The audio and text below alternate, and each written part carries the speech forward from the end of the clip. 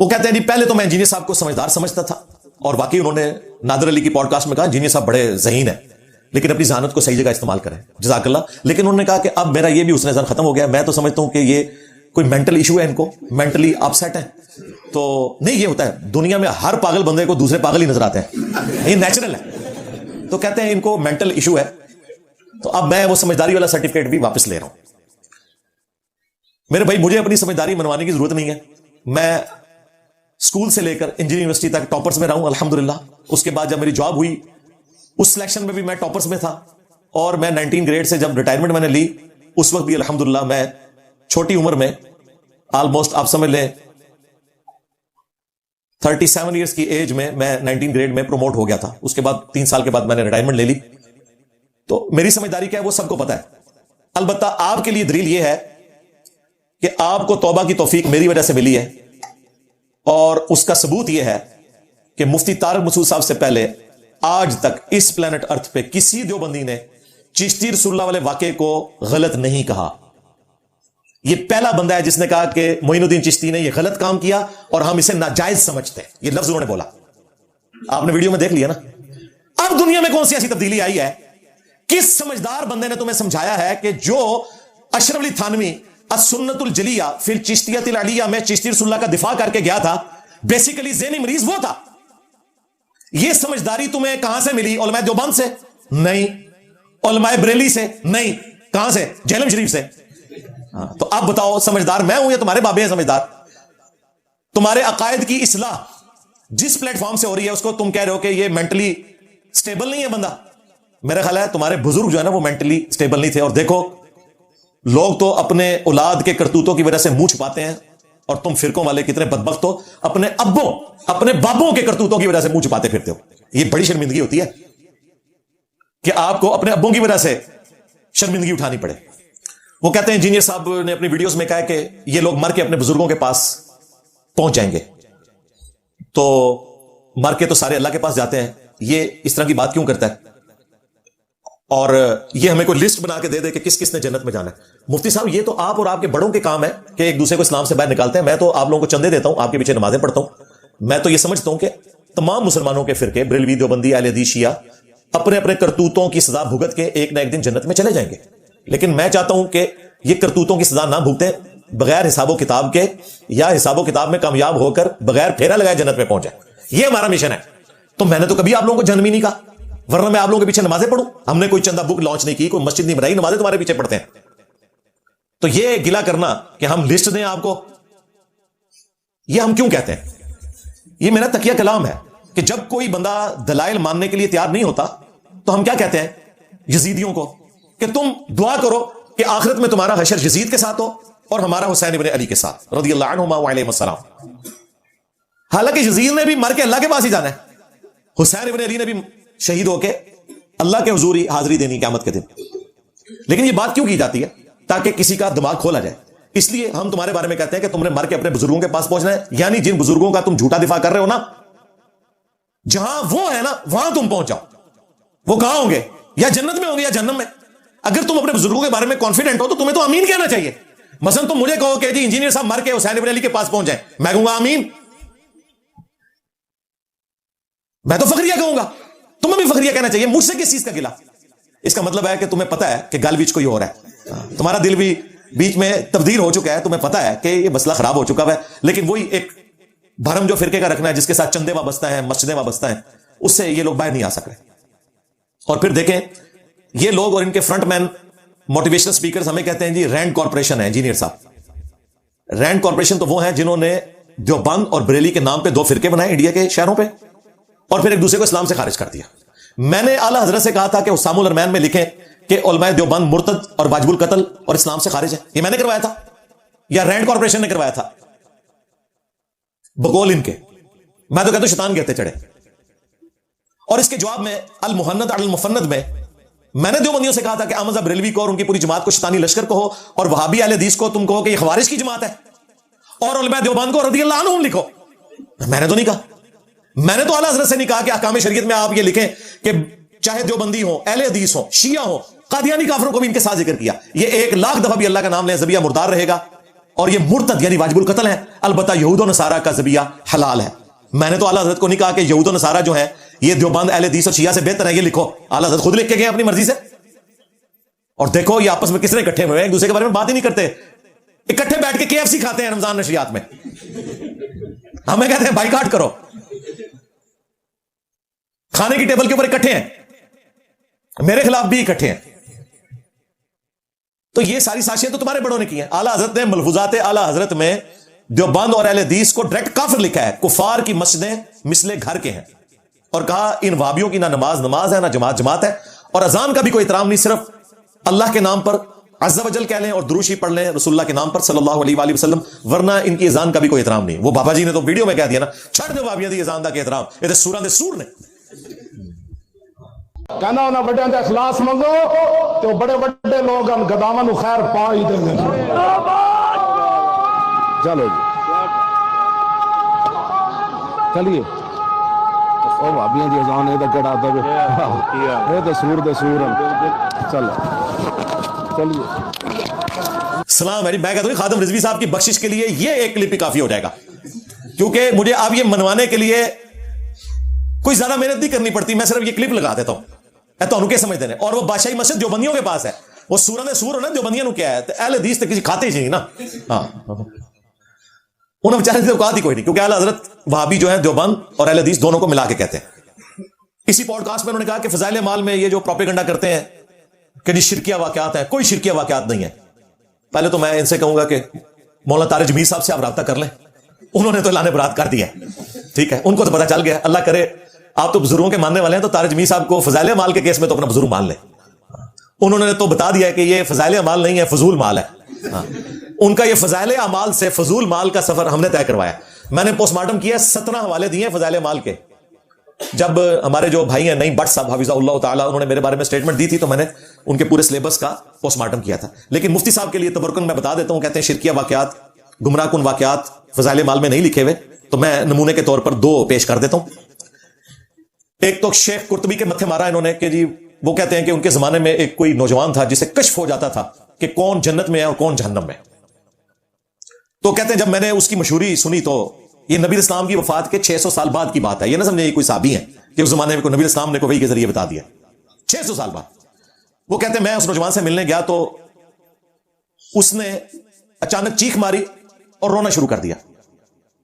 تو میں نے اس سے پوچھا کہ تم کیوں رو رہے ہو؟ اس نے کہا میری ماں کو فرشتے دوزخ کی طرف لے کے جا رہے ہیں. دنیا میں بیٹھ کے جو حضرت ابوبکر، عمر، عثمان و علی کو نظر نہیں آیا، وہ ان کے بابوں کو نظر آتا ہے. تو وہ بزرگ کہتے ہیں میں نے 70,000 دفعہ کلمہ ایک نصاب پڑھ کے رکھا ہوا تھا. میں نے دل ہی دل میں TCS کروا دیا اس کی ماں کو، یعنی سال ثواب. اچانک وہ خوش ہوا، اس نے کہا فرشتے میری ماں کو جنت میں لے کے جا رہے ہیں، یعنی وہ TCS پہنچ گیا. وہ بزرگ کہتے ہیں کہ اس واقعے سے 2 رزلٹ نکلے. نمبر 1 کہ واقعی اسے کشف ہو جاتا تھا، اور دوسرا یہ بھی کنفرم ہو گیا کہ 70,000 دفعہ کلمہ پڑھ کے TCS کر دیا جائے تو آپ جہنمی کو بھی جنت میں لے کے جا سکتے ہیں اس TCS سال ثواب کی برکت سے. آپ دیکھیں یہ اس طرح چیزیں کنفرم کرتے ہیں. اب مجھے بتائیں کوئی اس حوالے سے حدیث موجود ہے کہ 70,000 دفعہ کلمہ پڑھ کے آپ کسی کو TCS کروا دیں تو اس کو بخشوایا جا سکتا ہے، اور دنیا میں بیٹھ کے کوئی جہنم دیکھ سکتا ہے، جنت دیکھ سکتا ہے بغیر نبی کے دکھائے؟ بخاری مسلم میں حدیث ہے، نبی اسلام کا صحابی تھا بدعم، جو آپ کی سواری کا کجاوا کستا تھا. خیبر کے موقع پر اسے نامعلوم تیر لگا اور وہ شہید ہو گیا، اور صحابہ نے بھی کہا کہ اسے شہادت مبارک. نبی اسلام نے فرمایا تم شہادت مبارک کہہ رہے ہو، اور مجھے اللہ نے دکھایا کہ اس نے صرف ایک چادر مال غنیمت سے چوری کی تھی جو آگ کی اس کے اوپر ڈال دی گئی ہے، جو حضرت ابوبکر، عمر، عثمان و علی کو نظر نہیں آئی، نبی اسلام کو وحی کی تائید سے نظر آئی. یا اس نوجوان کو جو شیخ قرطبی نے دیکھا تھا وہ دیکھ سکتا ہے. اور لے جاؤ بابے دبو انہوں، میرے نبی سا ہے ہی کوئی نہیں، تیرے بابے تے شے ہی کوئی نہیں. تو صحابہ کرام گھروں کو دوڑے. کسی نے اگر ایک رسی کا ٹکڑا بھی بے قیمت سمجھ کر رکھ لیا تھا وہ بھی جمع کروایا کہ کہیں یہ ہمارے عذاب میں اضافے کا سبب نہ بن جائے. ولیعوذ باللہ تعالی. بخاری مسلم حدیث ہے، نبی اسلام صحابہ کے ساتھ جا رہے ہیں، رک کے فرمایا 2 قبر والوں کو عذاب ہو رہا ہے. صحابہ کو نظر نہیں آیا. ایک ٹہنی توڑی، 2 ٹکڑے کیے، دونوں قبروں پہ لگائے، دعا فرمائی. آپ نے فرمایا اس کی برکت سے ان کے عذاب میں تخفیف ہو جائے گی. صحیح مسلم حدیث ہے، نبی اسلام کا خچر بدک گیا، آپ رک گئے، کیونکہ جانوروں کو اللہ تعالیٰ وہ چیزیں بھی دکھاتا ہے جو انسان اور جنوں سے پوشیدہ ہے. آپ نے فرمایا کہ عذاب قبر ہو رہا ہے، عذاب قبر سے اللہ کی پناہ مانگو. صحابہ کرام نے پناہ مانگی. اللہم انا نعوذ بک من عذاب جہنم ومن عذاب القبر ومن فتنة المحیا والممات ومن شر فتنة المسیح الدجال. پھر نبی علیہ السلام نے جو جملے بولے نا وہ ان کا عقیدہ کلیئر کرنے کے لیے کافی ہیں. نبی علیہ السلام نے فرمایا میں نے ارادہ کیا کہ میں اللہ سے دعا کروں کہ تمہیں عذاب قبر سنوا دیا جائے. دکھانا تو چھوڑ دیں جی، وہ تو کیپیسٹی نہیں کسی کی، لیکن مجھے خطرہ ہوا کہ وہ صرف آواز بھی سن لی نا تم اپنے مردوں کو دفنانا چھوڑ دو گے. یہ صحیح مسلم شریف ہے، مولانا شریف نہیں ہے. صحابہ کرام تو عذاب قبر دیکھنا تو دور کی بات، سن بھی نہ سکیں، اور تمہارے بابے یہاں بیٹھ کے جہنم اور جنت دیکھ لیں، اور پھر کہتے ہیں انجینئر صاحب دیوبندیوں کو بریلویوں کے کھاتے میں کیوں ڈالتے ہیں. مفتی طارق مسعود صاحب آپ کی پوڈ کاسٹ نے ثابت کر دیا کہ دو صوفی ہو ایک کو جو ایک نے میک اپ کیتے سی، میں گرم تولیہ پھیر کے میک اپ لا دیتا ہوں، پتہ لگا دو جوڑواں پہنا نے جو مانتے بریلوی. انہوں نے میک اپ کیا ہوا تھا نا بریلویوں سے الگ دکھنے کے لیے، میں نے گرم تولیہ پھیر دیا. یہ نبیوں کی شان ہے. وما کان اللہ لیطلعکم علی الغیب، اللہ کی شان نہیں کہ تمہیں غیب پر اطلاع دے. ولکن اللہ یجتبی من رسلہ من یشاء، اللہ اپنے رسولوں میں سے جسے چاہتا ہے چنتا ہے، ان کو غیب کی خبریں دیتا ہے. تم نے علم غیب کو اپنے بابوں کے حق میں مان لیا. نبی کے حق میں بھی صلی اللہ علیہ وآلہ وسلم ہم وہ علم غیب مانتے ہیں جو اللہ ان کو وحی کے ذریعے بتاتا ہے. تم مطلقاً اپنے بابوں کے لیے کلیم، پھر کہتے ہیں اللہ دکھا دیتا، وہ چھڑ دو، اللہ دکھا دیتا، خدا دے واسطے اللہ تعالیٰ کے بارے میں جھوٹ بولنا چھوڑ دو. صحابہ کرام کو تو اللہ نے نہیں دکھایا کہ جن کو دنیا کا امام بنانا تھا، اور تمہارے بزرگ جو چندوں کے اوپر پلتے رہے ان کو دکھانا تھا، کہانیاں بنائی ہیں. دوسرا واقعہ اسی فضائل اعمال میں لکھا ہوا ہے کہ امام حنیفہ گناہ دھلتے ہوئے دیکھ لیتے تھے. تقی عثمانی صاحب نے بھی جناب درس حدیث کے اینڈ پہ یہ واقعہ سنایا ہے. حضرت امام حنیفہ رحمۃ اللہ علیہ کے بارے میں منقول ہے، وضو کرتے تھے لوگ تو ان کو وضو کے پانی کے اندر لوگوں کے اعمال بہتے ہوئے نظر آتے تھے، کہ یہاں پر اعوذ باللہ اس میں چوری نظر آ رہی ہے، اس میں جو ہے غیبت نظر آ رہی ہے، اس میں جھوٹ نظر آ رہا ہے، وہ چلتا ہوا نظر آتا ہے. حضرت امام حنیفہ رحمۃ اللہ علیہ کو اللہ تعالیٰ نے یہ کشف کا، اور اسی واسطے امام ابو حنیفہ کا مسئلہ کیا ہے کہ مائع مستعمل ناپاک ہے. وہ اسی لیے کہ آنکھوں سے دیکھ رہے تھے کہ وہ اس میں جو ہے گناہوں کی گندگیاں بہ رہی ہیں، تو انہوں نے کہہ دیا کہ مائع مستعمل ناپاک ہے. اب مجھے بتائیے درس حدیث ہو رہا ہے، اس کی وجہ سے تارج بھی صاحب نے بھی کہا ہاں ممکن ہے، ہو سکتا ہے، ممکن ہے. کیسے ممکن ہے؟ ان کا جی وہ حدیث موجود ہے، اتقوا فراست المؤمن، مومن کی فراست سے ڈرو، وہ اللہ کے نور سے دیکھتا ہے. اور ایک کہانی شریف ہے بھائی، یہ جامعہ ترمذی میں ہے، جعلی روایت ہے، جعلی روایتوں سے. پھر کہتے ہیں جی ہم ضعیف حدیثیں جو ہے نا وہ فضائل میں بیان کرتے ہیں، تم تو عقائد میں بیان کر رہے ہو کہ امام حنیفہ کو گناہ دھلتے ہوئے نظر آ جاتے تھے. اور تقی عثمانی صاحب سے بلنڈر کتنا بڑا ہوا، وہ کہتے ہیں کہ وہ گناہ دھلتے ہوئے دیکھ لیتے تھے کہ یہ چوری کا گناہ ہے، یہ بدکاری کا ہے، یہ غیبت کا ہے، سارے کبیرہ گناہ انہوں نے گنوا دیے. حالانکہ مسلم شریف میں واضح موجود ہے کہ وضو کرنے سے گناہ کبیرہ نہیں دھلتے، چھوٹے گناہ دھلتے ہیں. سیدنا عثمان غنی رضی اللہ تعالیٰ عنہ نے دونوں حدیثیں روایت کی ہیں، گناہ دھلنے والی بھی اور صغیرہ گناہ دھلنے والی. اور الگ سے بھی صحیح مسلم میں ایک تیسری حدیث ہے جس میں نبی علیہ السلام نے فرمایا اگر کبیرہ گناہوں سے بچا جائے تو ایک نماز سے دوسری نماز، ایک رمضان سے دوسرا رمضان، اور ایک جمعے سے دوسرا جمعہ درمیان کے گناہوں کا کفارہ ہے.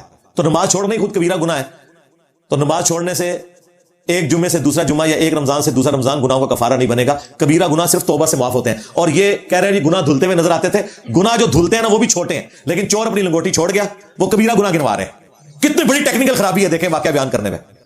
کہانی شریف ہے بھائی، اس طرح کوئی کسی کو نظر نہیں آتا. بخاری مسلم میں حدیث ہے، نبی اسلام نے فرمایا بعض اوقات تم میں کوئی چرب زبان ہوتا ہے اور وہ دلائل ایسے رکھتا ہے کہ میں فیصلہ اس کے حق میں کر دیتا ہوں، مجھے نہیں پتا کہ حقیقت کیا ہے، میں تو شواہد کے اوپر فیصلہ کرتا ہوں. اگر میں نے بھی تمہارے حق میں فیصلہ کیا اور تم نے چرب زبانی سے کام لیا تھا تو اللہ کے نبی کے دربار سے بھی تم آگ کا ٹکڑا لے کر جا رہے ہو. اگرچہ نبی کا فیصلہ تمہارے حق میں ہے لیکن وہ بھی تمہارے لیے آگ ہی ثابت ہوگا اگر تم جھوٹے ہو تو. تا وقت کہ اللہ تعالیٰ وحی کے ذریعے نبی الاسلام کو بتا دے، ادروائز نبی الاسلام کو بھی شواہد کی بنیاد پہ فیصلہ کرنا ہوتا تھا. یہ لوگ پتہ نہیں کہاں سے گناہ دھلتے ہوئے ان کو نظر آ جاتے ہیں.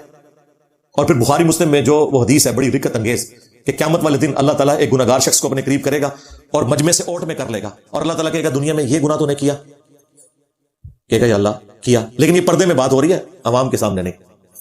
دوسرا تیسرا اتنے گناہ جب اللہ تعالیٰ گنوائے گا نا تو وہ شخص گمان کرے گا میں مارا گیا. اللہ تعالیٰ فرمائے گا دنیا میں بھی پردہ رکھا تھا نا، جا آج بھی پردہ رکھتا ہوں. جو اللہ اپنی مخلوق کے گناہوں پر پردہ رکھنے والا ہے وہ امام حنیفہ کو گناہ دھلتے ہوئے دکھائے گا، اور گناہ بھی وہ جو دھل سکتے ہی نہیں ہے بغیر توبہ کے، یعنی کہ کبیرہ گناہ. کہانی شریف یہ بڑا خطرناک مسئلہ ہے، میں آپ کو بتاؤں.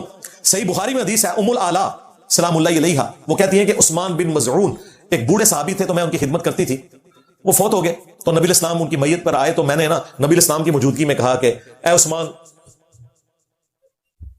تیرے لیے اللہ کے حضور اعلیٰ مقام ہے، تجھے مبارک ہو۔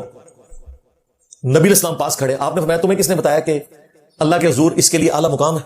ہوئے ہوئے ہوئے ہوئے، آپ امیجن کریں ایک بندہ وہاں قصیدے پڑھ رہا ہے اور اللہ کے نبی سے پوچھ رہے کہ تنوں کنے دسیا ہے، تو اس بندے کی کیا حالت ہوئی ہوگی، اور ہو بھی وہ فیمیل ام الاعلیٰ۔ اس پہ نبی الاسلام نے ایک جملہ بولا، آپ نے فرمایا اللہ کی قسم، حالانکہ میں اللہ کا رسول ہوں لیکن مجھے نہیں پتا کہ میرے ساتھ کیا ہونے والا ہے، اور تم اس کے بارے میں یہ بات کر رہی ہو۔ ام الاعلیٰ کہتی ہیں کہ اس کے بعد کبھی کسی کے مرنے پہ میں نے یہ نہیں کہا کہ ایسی دا جنتی ہے، مجھے کیا پتا۔ پھر کچھ دنوں کے بعد ام الاعلیٰ نے خواب دیکھا، اور خواب نبوت کا 46واں حصہ ہے، بخاری مسلم میں آیا، جبکہ نبی الاسلام اس کی تصدیق بھی کر دیں۔ ایک پانی کا چشمہ دیکھا عثمان بن مظعون کا، تو نبی الاسلام نے فرمایا ہاں یہ عثمان کا عمل ہے، یعنی وہ الحمدللہ اس کے ساتھ ہو گیا۔ لیکن اس سے پہلے جو اسیسمنٹ تھی نبی الاسلام نے فرمایا یہ کیا، اور یہ جملہ بعض لوگوں کو تلخ لگے گا کہ اللہ کے نبی نے فرمایا کہ حالانکہ میں اللہ کا رسول ہوں مجھے نہیں پتا کہ کل کو میرے ساتھ کیا معاملہ ہونا ہے۔ اس سے مراد آپ کی آخرت کا نہیں ہے، یعنی دنیا میں اللہ نے آپ کے ساتھ کیا معاملہ کرنا ہے، کب آپ کو فتوحات نصیب ہونی ہے، کب آپ پہ مشکل وقت آنا ہے، کب آپ کے اوپر آسان وقت آنا ہے، اس اعتبار سے۔ اور یہ قرآن کی آیت بھی ہے سورۃ الاحقاف کی، کہ نبی تم فرماؤ میں کوئی نیا رسول نہیں ہوں، مجھ سے پہلے بھی اور رسول گزر چکے ہیں، اور مجھے نہیں پتا کہ میرے ساتھ اور تمہارے ساتھ کیا کیا جائے گا۔ یہ آیت بھی ہے قرآن کی، سورۃ الاحقاف کی آیت نمبر 9 ہے۔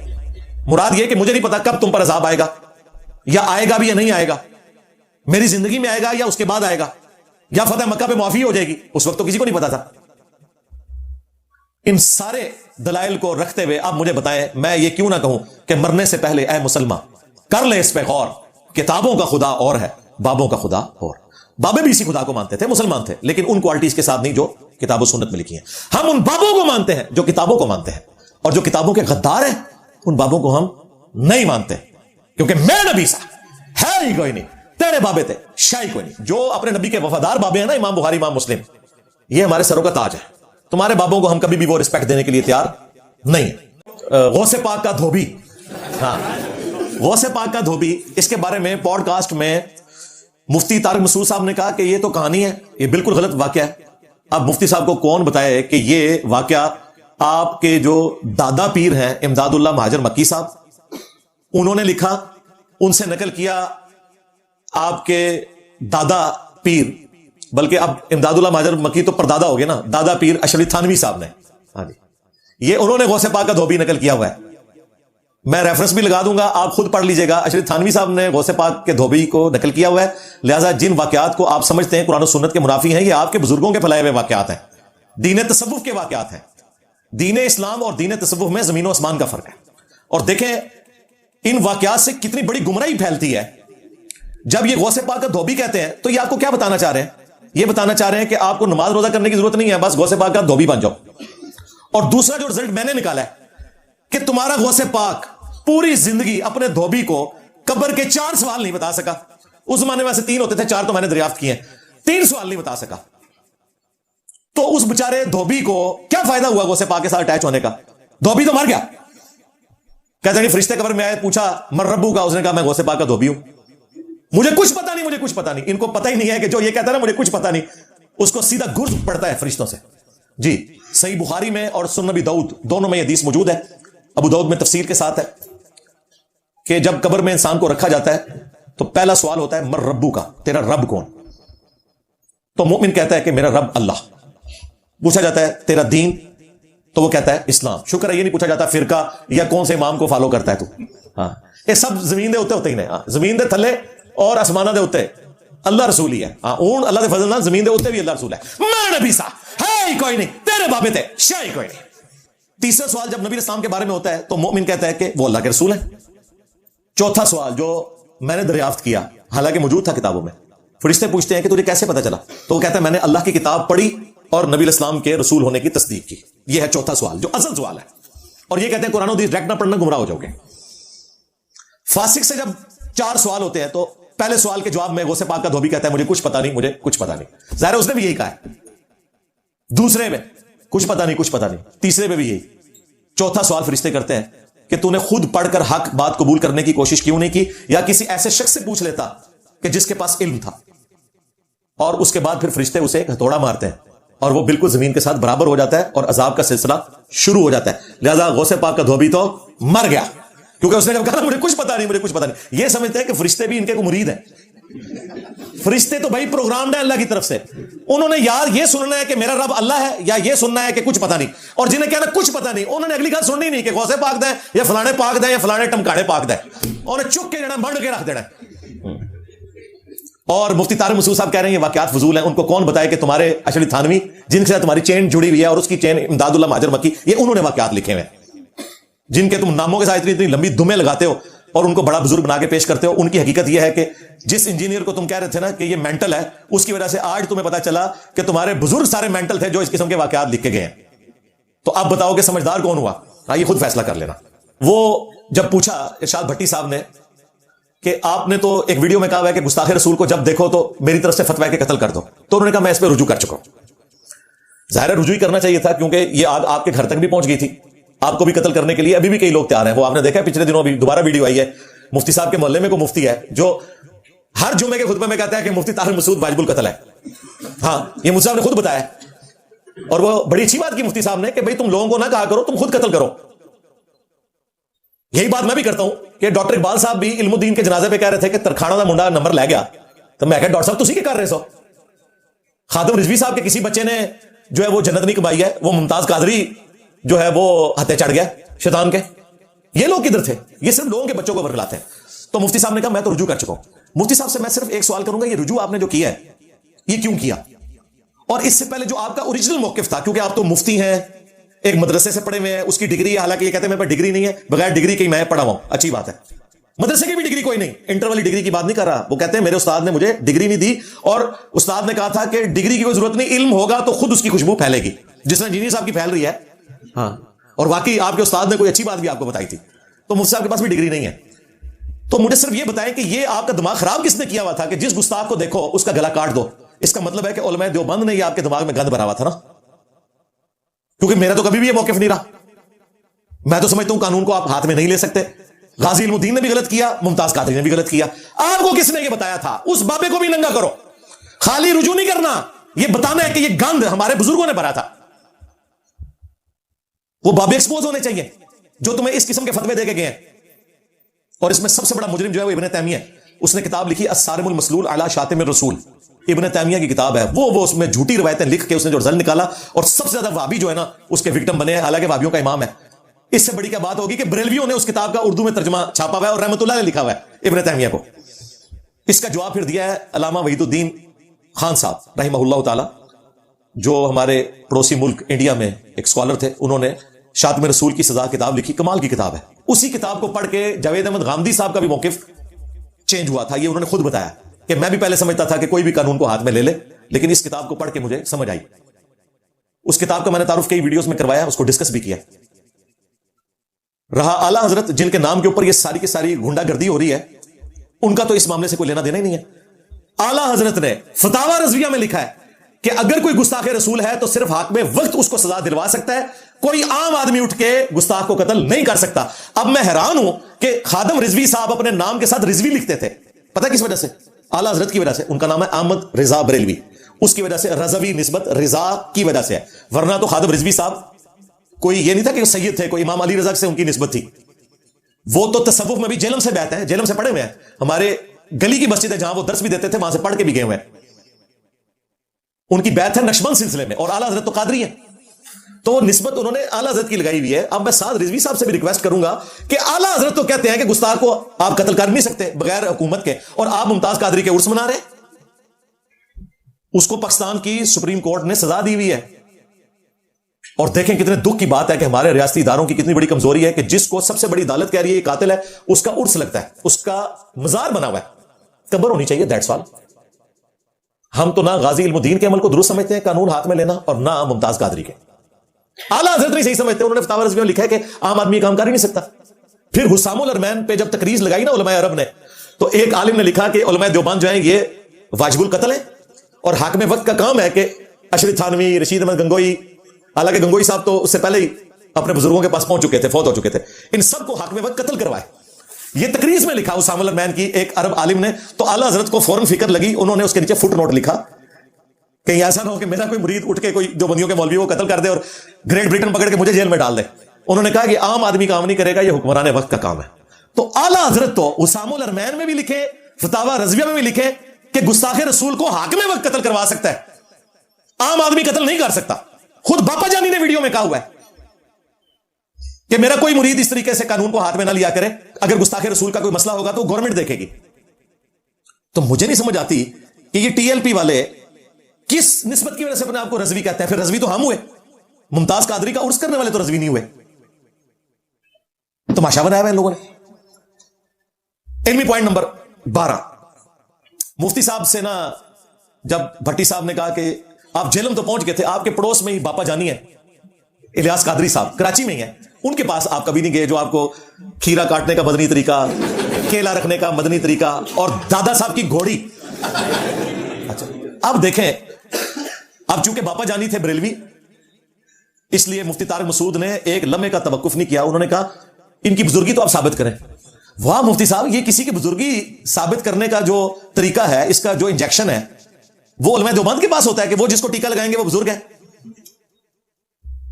वो हमें भी जरा तरीका बता दे। दो तरीका सिर्फ यह है कि दूसरे फिरके का हो तो लानतुल्लाह ले और अपना हो तो रहमतुल्लाह ले, ऐ तरीका। कहते हैं उसकी तो बुजुर्गी साबित नहीं है। क्यों सरकार? आप तो इंजीनियर साहब को कहते थे हमारी उलमा की चेन जुड़ती है नबी इस्लाम तक और मेरी तसव्वुफ की चेन जुड़ती है, तो बापा जानी की तसव्वुफ की चेन जो है मौला अली के जरिए रसूलुल्लाह तक नहीं जुड़ती? पूरा शजरा है इलियास कादरी साहब का, जो मुझे जुबानी याद है, हम भी पढ़ते थे। हाँ, या इलाही रहम फरमा मुस्तफा के वास्ते, या रसूल अल्लाह करम कीजिए खुदा के वास्ते, करबलाएं रद शहीदे करबला के वास्ते, मुश्किलें हल कर शहे मुश्किल कुशा के वास्ते, करबलाएं रद शहीदे करबला के वास्ते, सैयद सज्जाद के सदक़े में साजिद रख हमें, इल्म हक दे बाकिरे इल्म हुदा के वास्ते। वो पूरा शजरा है उनका, वो सारा अहलुल बैत से। तो तुम्हारा वो जो कहते थे हमारा सिलसिला जुड़ा हुआ है, उनका तो सिलसिला जुड़ा हुआ है। अब क्या हो गया? नहीं, हमारे फिरके का नहीं है। इसका मतलब है गालबीज कोई और है। और इससे बढ़ के मुझे बताएं, इन बुजुर्गों को तो छोड़ दें जिनका डीएनए रसूलुल्लाह के साथ मैच करता है। तुम्हारी तो डिग्रियां मैच करती है ना, जिनका डीएनए मैच करता है, जीन्स। हाशमी सैयद जो है, अगर कोई हाशमी सैयद किसी दरबार पे बैठ के सूटे लगा रहा है तो हम उसकी इज्जत करेंगे कि इसके पास डिग्री मौजूद है क्योंकि नबी इस्लाम की औलाद में से ये। कोई भी नहीं मानता, कहते हैं करतूत वो नहीं है।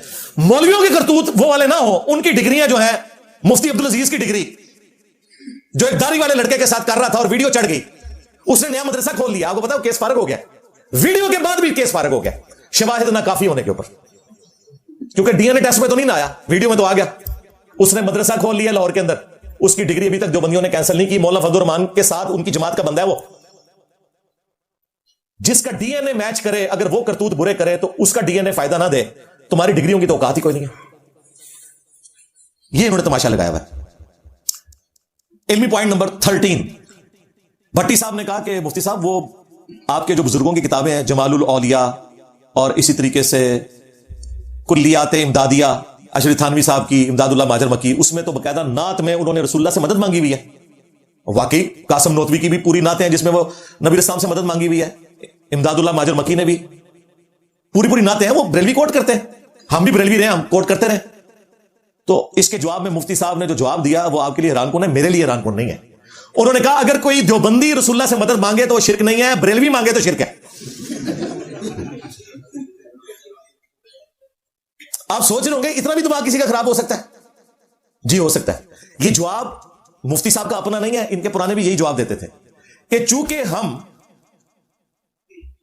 फौज शुदगान से मदद के कायल नहीं है, जब हम मदद मांग रहे होंगे तो इसका मतलब कुछ और होगा। मतलब क्या होगा? वो कहते हैं इसका मतलब ये होगा कि हम अल्लाह से कह रहे हैं कि नबी इस्लाम के वसीले से हमारी मदद फरमा, हालांकि डायरेक्ट रसूलुल्लाह से मांग रहे हैं। और भाई यही बात तो बरेलवी भी करते हैं, शिया भी। जब उनको कहते हैं, हम कहते हैं कि भैया तुम तवस्सुल और वसीले को बिगाड़ के पेश कर रहे हो, ये तो इस्तिमदाद है। वो कहते हैं आपको समझ नहीं आ रही। तो अल्लाह का शुक्र है मुफ्ती तारिक मसूद साहब ने बता दिया कि वो जो पंजाबी में मुहावरा है ना, साडा कुत्ता कुत्ता ते तुहाडा कुत्ता टोमी। तो मुफ्ती साहब ने कहा कि साडे कुत्ते जेडे ने टोमी ने, बाकी सारे कुत्ते ही ने। इसका और क्या मतलब है?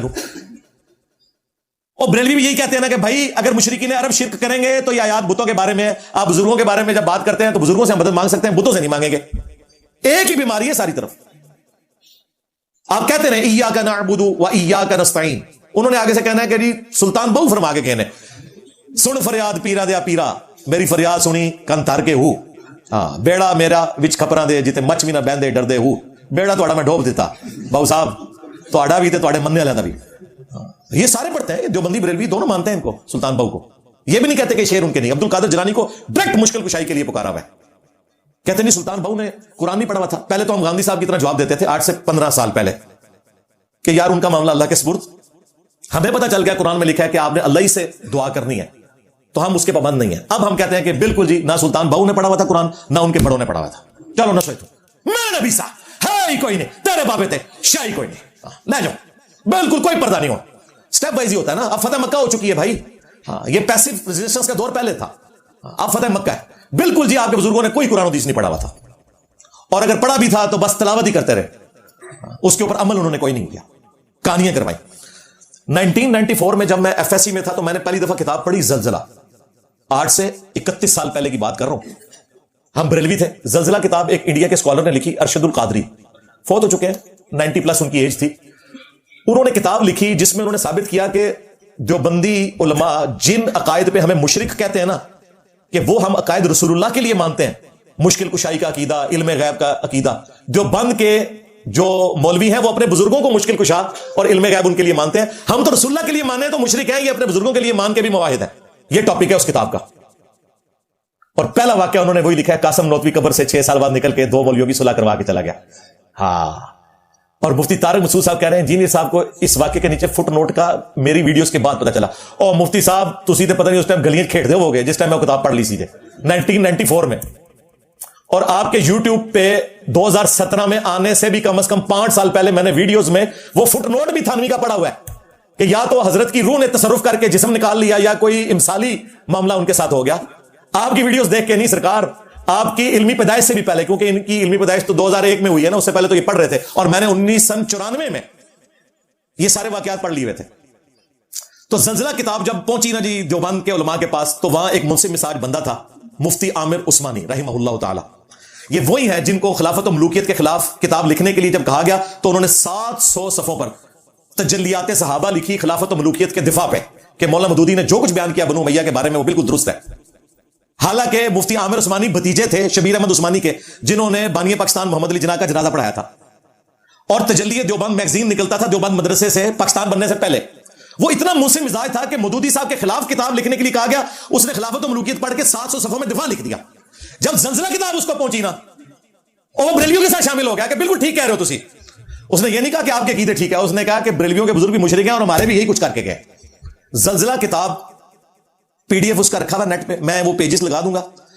مفتی عامر عثمانی نے پورا خط لکھا ارشد القادری صاحب کو اس زمانے میں 1975 میں جب یہ کتاب پہلی دفعہ آئی. میں آپ کو کم از کم بھی آلموسٹ 50 سال پرانی بات بتا رہا ہوں. وہ خط انہوں نے پرنٹ کیا ہوا ہے, اس کے سٹارٹ میں انہوں نے زبردست لکھا. ان کا ویسے تو بریلوی کہانیاں ہی کرواتے ہیں, لیکن پہلی دفعہ کسی نے کوئی سنجیدہ کوشش کی ہے. میں تو حیران ہو گیا ہوں پڑھ کے کہ انہوں نے سٹارٹ میں تقویت الایمان سے توحید کے اوپر مبنی چیزیں نقل کی, اور اس کے بعد علماء دیوبند کے پول کھولنے شروع کیے, یعنی کہ ہمارے اپنے.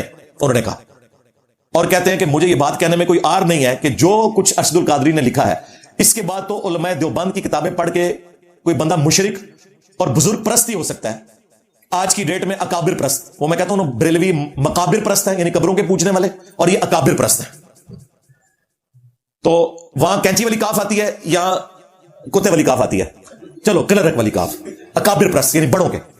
تو کہتے ہیں کہ اس کتاب کو پڑھنے کے بعد تو مجھے لگا کہ یہ جو ارواح ثلاثہ کتاب ہے, کون سی وہ میاں, اور تذکرۃ الرشید کون سی جس میں رشید گوئی نے خواب میں قاسم نانوتوی کو دلہن کی شکل میں دیکھا. انہوں نے کہا یہ ساری وہ کتابیں ہیں کہ ان کو پڑھ کے تو لگتا ہے یہ فحش ناولوں سے بھی گئی گزری کتابیں ہیں, جو بے حیائی کے واقعات اس میں لکھے ہوئے, جو شرکیہ واقعات ہیں. اور اگر ہماری عوام نے یہ پڑھ لیا تو وہ بزرگوں کو پوجنا شروع کر دیں گے اور ایسے شرک میں مبتلا ہوں گے کہ جس کا علاج بھی ممکن نہیں ہے. یہ ہمارے علماء دیوبند کی خدمات ہیں. لو سامو, یہ مفتی عامر عثمانی نے لکھا. پھر اینڈ پہ انہوں نے لکھا کہ میری علماء دیوبند سے ریکویسٹ ہے کہ آپ لوگ تقویت الایمان اور توحید پہ مبنی جتنی کتابیں ہیں انہیں چوک میں رکھ کے نا آگ لگا دیں, اور بتائیں کہ ہمارے عقیدے وہ نہیں جو اس میں لکھے ہیں, ہمارے عقیدے وہ ہیں جو میاں والی کتاب میں لکھے ہوئے ہیں.